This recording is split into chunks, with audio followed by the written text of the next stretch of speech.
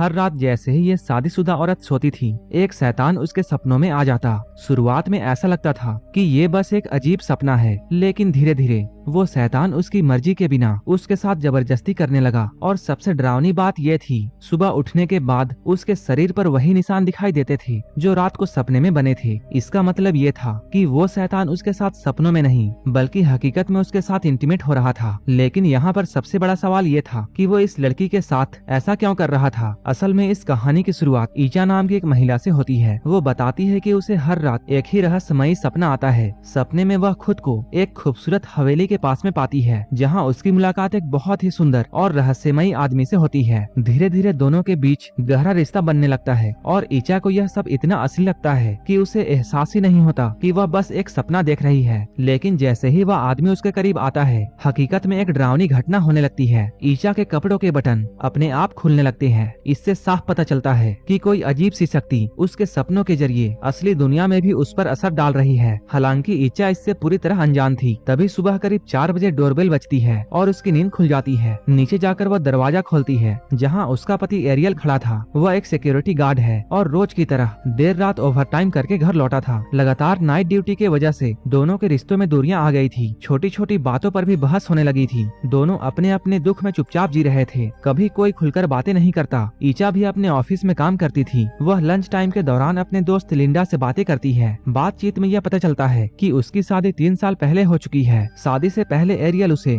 हर छोटी छोटी बात पर खास महसूस करवाता था, लेकिन अब ईचा को ऐसा लगता है कि उनके रिश्तों का रोमांस और अपनापन धीरे धीरे खत्म हो गया है। लिंडा उसे समझाती है। शादी के बाद जिम्मेदारियां बढ़ने लगती हैं। लिंडा की सारी बातें सुनने के बाद ईचा उसे बताती है उसे याद भी नहीं है कि आखिरी बार उसने और एरियल ने साथ में सुकून भरा पल कब बिताया था। लिंडा उसे सलाह देती है कि आज रात वो खुद से पहल करे और अपने पति को थोड़ा रिझाए। उधर एरियल के सीनियर भी उसे समझाते हैं कि काम जरूरी है, लेकिन पत्नी को समय देना उससे भी ज्यादा जरूरी है। एरियल को भी ये महसूस होता है कि वह परिवार के लिए इतना व्यस्त हो गया कि रिश्ता ही पीछे छूट गया। उस रात जब एरियल घर लौटता है तो माहौल बदला हुआ होता है। ईचा मुस्कुराकर उसका स्वागत करती है, उसकी जैकेट उतारती है और पहले से चाय बनाकर रखती है। एरियल उसके इस बदले हुए व्यवहार से बहुत खुश होता है और दोनों के बीच फिर से नजदीकियां बढ़ने लगती हैं। लेकिन तभी अचानक घर की लाइटें झपकने लगती हैं। उसी पल वही रहस्यमयी डीमन दिखाई देता है जो अब भी किसी अनजाने बंधन से ईचा से जुड़ा हुआ था। रात में सोने के बाद ईचा फिर से उसी रहस्यमयी हवेली में पहुंच जाती है। वहाँ डीमन उसके देह पर एक फूल रखकर ये कहता है कि अब वह इस जगह से कभी नहीं जा पाएगी। घबराकर ईचा भागने की कोशिश करती है, लेकिन दरवाजा नहीं खुलता। जैसे ही डीमन उसकी तरफ बढ़ता है, उसकी नींद टूट जाती है। सबसे हैरान करने वाली बात यह थी कि सपने वाला वही फूल असल में उसके बिस्तर के पास रखा हुआ था। यह देखकर ईचा बुरी तरह डर जाती है। अगली सुबह एरियल खुद उसके लिए खाना बनाता है। दोनों साथ में बैठकर पुराने दिनों को याद करते हैं। एरियल अपने गलतियों के लिए माफी मांगता है और वादा करता है कि अब वह उनके रिश्ते को पहले जैसा बनाने की कोशिश करेगा। ईचा भी उसकी बातों को मान लेती है और दोनों एक नई शुरुआत करने का फैसला करते हैं। उसी दिन एरियल ईचा को स्कूटी से ऑफिस छोड़ने के लिए जाता है, जिसे देखकर लिंडा खुश हो जाती है। ऑफिस में ईचा का मूड पहले से काफी अच्छा होता है, लेकिन तभी उसकी नजर एक बॉक्स पर रखे हुए उसी रहस्यमयी फूल पर पड़ती है जो उसने सपने में देखा था। वह उसे उठाने ही वाली होती है कि अचानक वही हैंडसम आदमी वहाँ आ जाता है जो उसके सपनों में भी दिखाई देता था। लेकिन जैसे ही ईचा शीशे में उसकी परछाई देखती है, उसके होश उड़ जाते हैं। वहाँ किसी इंसान की नहीं बल्कि एक भयानक राक्षस की छवि दिखाई देती है। डर के मारे उसे उल्टी आने लगती है। वह भागकर बाथरूम जाती है। वहाँ उल्टी करते समय भी उसे वही डीमन अपने पीछे खड़ा दिखाई देता है। तभी लिंडा वहाँ पहुँच जाती है और उसके तबीयत के बारे में पूछती है। ईचा बिना कुछ बोले वहाँ से चली जाती है। उसके जाने के बाद जब लिंडा वॉश बेसिन की तरफ देखती है तो उसके होश उड़ जाते हैं। वहाँ खून के साथ साथ कई कीड़े भी पड़े हुए थे। इससे साफ था कि ईचा के साथ कुछ बेहद ही डरावना हो रहा था। उसी रात ईचा अपनी छोटी बहन एमा से एक कैफे में मिलती है। बातचीत के दौरान एमा बताती है कि उसने अपने बॉयफ्रेंड डास्टा से रिश्ते खत्म कर लिए हैं, क्योंकि वह हमेशा काम में इतना व्यस्त रहता था कि उसके लिए समय ही नहीं निकाल पाता था। यह सुनकर ईचा उसे वही सलाह देती है जो कभी लिंडा ने उसे दी थी। वह कहती है कि हर रिश्ते में मुश्किलें आती हैं और अगर कोई लंबे समय तक साथ रहा है तो उसे एक और मौका जरूर मिलना चाहिए। बातों बातों में एमा बताती है हाल ही में उसके माता पिता ने इच्छा जताई थी कि अब वे अपने नाती पोते को गोद में खिलाना चाहते हैं। यह सुनते ही ईचा उदास हो जाती है, क्योंकि वह काफी समय से माँ बनने की कोशिश कर रही थी। इलाज और दवाइयों की वजह से उसका और एरियल का रिश्ता भी तनाव में आ गया था। इसी दौरान वो दवाइयाँ लेने के लिए एरियल को मैसेज कर देती है। उधर ऑफिस में एरियल को अचानक ईचा जैसी एक परछाई दिखाई देती है।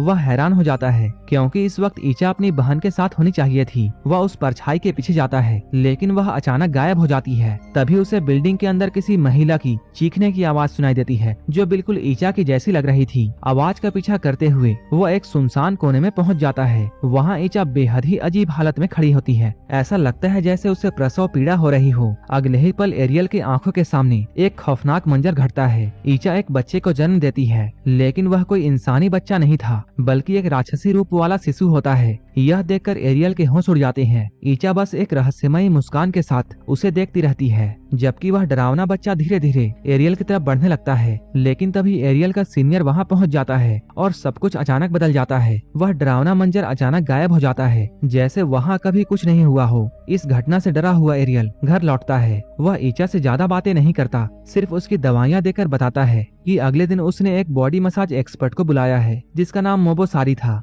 ये बातें बताने के बाद वह चुपचाप सो जाता है। अगली सुबह मसाज के दौरान मोबोसारी अचानक बताती है ईचा 3 महीने की गर्भवती है। यह सुनकर ईचा बहुत खुश होती है, क्योंकि वह लंबे समय से मां बनने का इंतजार कर रही थी। लेकिन ये बात सुनते ही एरियल के पैरों तले जमीन खिसक जाती है। वह जानता था कि पिछले 6 महीनों से दोनों के बीच कोई शारीरिक संबंध नहीं था। सिर्फ 2 दिन पहले ही वे करीब आए थे। ऐसे में 3 महीने की प्रेगनेंसी उसके लिए एक बड़ा रहस्य बन जाता है। फिर भी एरियल अपने मन की बात छिपा लेता है। वह ईचा को ऑफिस छोड़ देता है। वहाँ उसकी प्रेगनेंसी की खबर सुनकर सभी बहुत खुश होते हैं, लेकिन लिंडा परेशान हो जाती है। उसे ईचा के खून और कीड़े वाली उल्टियाँ याद आ रही थी। वह ईचा से बात करना चाहती थी, लेकिन ईचा गलतफहमी में सोचती है शायद लिंडा उसकी खुशी से जल रही है। इसी वजह से दोनों के बीच दूरी आ जाती है। उधर एरियल रात में अपने सीनियर को अपने सारे शक और डर बता देता है। सीनियर उसे सलाह देता है कि किसी नतीजे पर पहुंचने से पहले वह पूरा दिन ईचा के साथ बिताकर सच्चाई को समझने की कोशिश करे। वह अगले दिन एरियल की ड्यूटी भी संभालने के लिए तैयार हो जाता है, लेकिन पार्किंग में जाते वक्त एरियल को एक कार के अंदर से बच्चे की रोने की आवाज सुनाई देती है। जब वह अंदर झांकता है तब वहाँ उसे एक डरावना शैतान का बच्चा दिखाई देता है। इसके बाद वो घबराकर वहाँ से भाग जाता है। तभी पता चलता है वही रहस्यमयी डीमन उस बच्चे को गोद में लिए मुस्कुरा रहा है। इससे साफ संकेत मिलता है कि ईचा के गर्भ में पल रहा बच्चा कोई साधारण इंसान नहीं है। डरा हुआ एरियल घर पहुंचकर ईचा का फोन चेक करता है। वहाँ उसे डेनी नाम का एक पुराना क्लासमेट दिखाई देता है,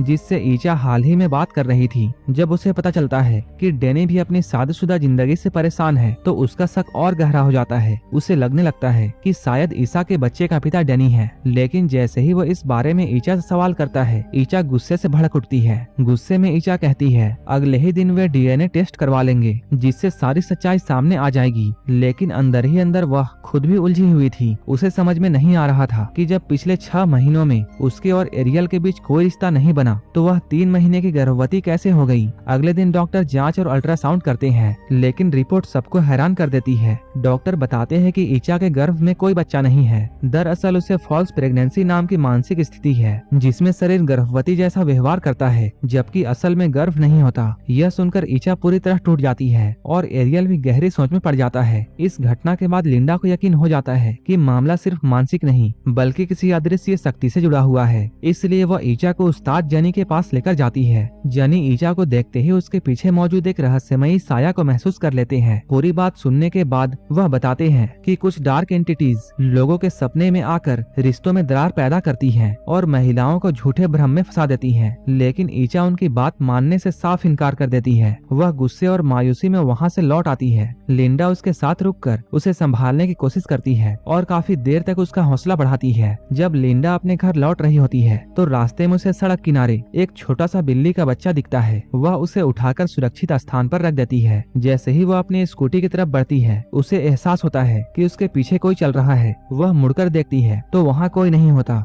यह देखकर वो दोबारा उसी जगह पर लौटती है जहाँ उसने बिल्ली के बच्चे को छोड़ा था। लिंडा जब दोबारा उस जगह पर पहुँचती है, तब वहाँ उसे एक अजीब सी परछाई दिखाई देती है। वह इंसान जैसी जरूर लग रही थी, लेकिन पूरी तरह इंसान नहीं थी। पास जाकर देखने पर उसे पता चलता है कि यह वही जिन है जो काफी समय से ईचा का पीछा कर रहा था। इससे पहले कि लिंडा कुछ समझ पाती, वह जिन उस पर हमला कर देता है और यहीं पर उसे जान से मार देता है। उसी समय ईचा एक डरावने सपने से घबराकर उठती है। उसने सपने में लिंडा की मौत अपनी आंखों से देखी थी और तुरंत उस जगह पर पहुंचती है। वहां खून से लथपथ लिंडा की लाश को देखकर ईचा बुरी तरह टूट जाती है और रोने लगती है। कुछ देर बाद एरियल भी वहां पहुंच जाता है और उसे संभालने की कोशिश करता है, लेकिन तभी उसकी नजर ईचा के पेट पर पड़ती है। उसका पेट ऐसा दिखाई दे रहा था मानो वह 7-8 महीने की गर्भवती हो, जबकि मेडिकल जांच में ऐसा कुछ भी नहीं साबित हुआ था। इसके बाद ईचा एरियल को अपने सपनों और उस रहस्यमयी जिन और अब तक छिपाई गई सारी सच्चाई बता देती है। इस बार एरियल उस पर शक करने के बजाय उसका साथ देने का फैसला करता है। वहीं ईचा खुद को लिंडा की मौत का जिम्मेदार मानती है, क्योंकि वही उसे उस्ताद जनी के पास में लेकर गई थी। इस बुरी शक्ति से छुटकारा पाने के लिए ईचा, एरियल और उसकी छोटी बहन एमा दोबारा उस्ताद जनी के पास में जाते हैं। जनी एक आध्यात्मिक अनुष्ठान शुरू करता है ताकि ईचा के अंदर मौजूद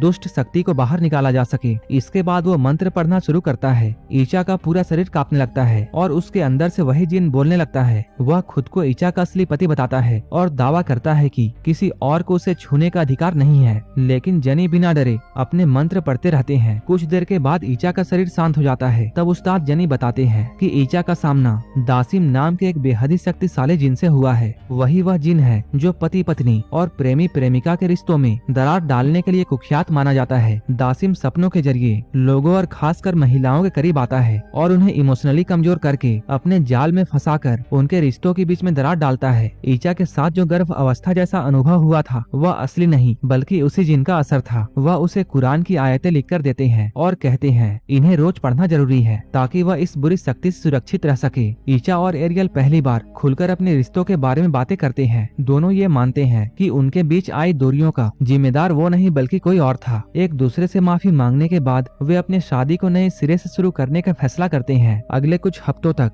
जब सब कुछ सामान्य रहता है, ईचा को ना कोई डरावना सपना आता है और ना ही किसी तरह का अजीब एहसास होता है। एरियल भी हर समय उसका पूरा ख्याल रखता है। इसी तरह करीब 14 दिन बीत जाते हैं। एक दिन डिनर के दौरान एरियल बताता है कि कंपनी उसे दूसरी ब्रांच में प्रमोशन के साथ ट्रांसफर करना चाहती है। हालांकि वह ईचा के वजह से थोड़ा डरा हुआ था, लेकिन ईचा उसे भरोसा दिलाती है कि अब वह पूरी तरह ठीक है। उसकी बात मानकर एरियल अगले दिन नए शहर की तरफ रवाना हो जाता है। एरियल के जाने के बाद ईचा खुद को बेहद अकेला महसूस करती है। वह एमा को कुछ दिनों के लिए बुलाना चाहती थी, लेकिन काम की वजह से एमा नहीं आ पाती। अकेलापन दूर करने के लिए ईचा जनी की दी हुई आयतों को पढ़ती है और फिर टीवी देखते देखते सोफे पर लेट जाती है। तभी उसे फिर से वही अजीब एहसास होने लगता है, जैसे कोई लगातार उसे देख रहा हो। अगली सुबह ऑफिस पहुंचते ही उसे सब कुछ बदला बदला लगता है। वहाँ मौजूद लोग उसे घूरते रहते हैं और बार बार एक ही बात दोहराते हैं, तुम मेरी हो। यह सुनकर ईचा बुरी तरह डर जाती है और तुरंत घर वापस लौट आती है। रात में एमा उसके पास आती है।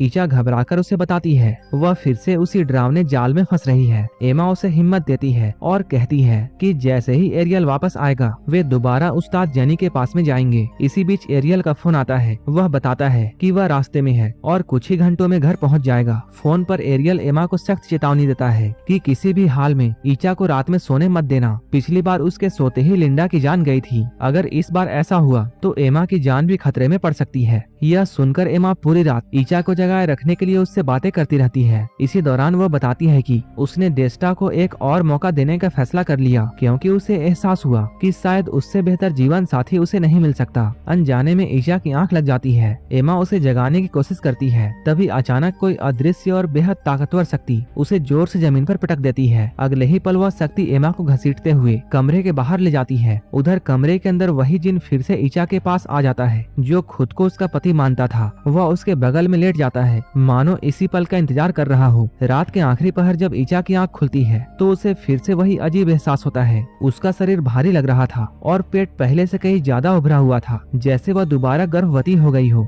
फिल्म के मुताबिक जिनों की दुनिया का समय इंसानों की तरह नहीं चलता। जहाँ इंसानों के कुछ घंटे गुजरते हैं, वहाँ उनके लिए हफ्ते और महीने बीत सकते हैं। यह महसूस करते ही ईचा पूरी तरह टूट जाती है। डर और गुस्से में वह खुद पर काबू खो बैठती है। लड़खड़ाते हुए वह बाहर निकलती है तो एमा को बाहर बेहोश देखती है, लेकिन उस वक्त उसका पूरा ध्यान अपने अंदर मौजूद उस अभिशाप से छुटकारा पाना था जो दासिम ने उसके भीतर छोड़ दिया था। इसी दौरान एरियल घर पहुंच जाता है। ईचा और एमा की हालत देखकर वो घबरा जाता है और बिना देर किए दोनों को लेकर सीधे उस्ताद जनी के पास में जाता है। हालत की गंभीरता को समझते हुए जनी ईचा को बेड पर लिटाकर उसके हाथ पैर बांध देता है ताकि वह खुद को नुकसान ना पहुंचा सके। इसके बाद वो अपने साथियों से मिलकर एक शक्तिशाली रूहानी अनुष्ठान शुरू करता है जिसका मकसद दासिम को ईचा के शरीर से बाहर निकालना था। अनुष्ठान शुरू होते ही ईचा पूरी तरह दासिम के कब्जे में आ जाती है। उसकी आत्मा एक डरावने सपने की दुनिया में फंस जाती है जहां वो बार बार दासिम से बचने की कोशिश करती है, लेकिन दासिम लगातार उसका पीछा करता है। इस लड़ाई का असर असली दुनिया में भी दिख रहा था। ईचा के शरीर में जख्म उभर आते हैं, उसकी आवाज बदल जाती है, वह दर्द से चीखने लगती है। तभी अचानक पूरा बेड हवा में उड़ जाता है। चारों तरफ दासिम की भयानक चीखें गूंजने लगती है। वह सबको डराने के लिए खुद को प्रकट करने की कोशिश करता है, लेकिन उस्ताद जनी और उनके साथी बिना डरे लगातार प्रार्थना जारी रखते हैं। इसी बीच एरियल आगे बढ़कर ईचा के पास बैठ जाता है और उसके कानों में कहता है कि उसे उसकी जरूरत है और उसे किसी भी हाल में हार नहीं माननी चाहिए। एरियल की आवाज धीरे धीरे ईचा तक पहुंचने लगती है। उसके आंखों से आंसू बहने लगते हैं और वह अपने और एरियल के साथ बिताए हुए खुशहाल पलों को याद करती है। फिर ईचा उस्ताद जनी की दी हुई कुरान की आयतों को पढ़ना शुरू करती है। जैसे जैसे वह आयतें दोहराती है, दासिम की ताकत कमजोर पड़ने लगती है। जिस डरावनी दुनिया में उसकी आत्मा कैद थी वह धीरे धीरे टूटने लगती है। ऊंची दीवारें ढह जाती हैं, विशाल दरवाजे खुल जाते हैं और आखिरकार बाहर निकलने का रास्ता बन जाता है। मौका मिलते ही ईचा वहाँ से भाग निकलती है और उसकी आत्मा वापस अपने शरीर में लौट आती है। उसी पल असली दुनिया में भी